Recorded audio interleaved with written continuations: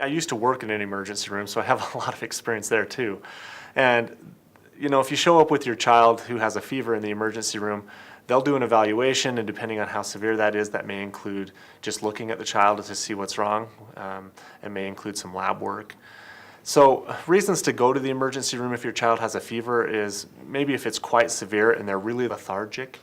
I often tell my patients that most of the time when kids end up in a hospital or admitted is because they get dehydrated, and it's not necessarily due to the disease, although there are several diseases that end kids up in the hospital as well. But it's because they stop drinking fluids. So it's really important to make sure that your child's getting enough fluids.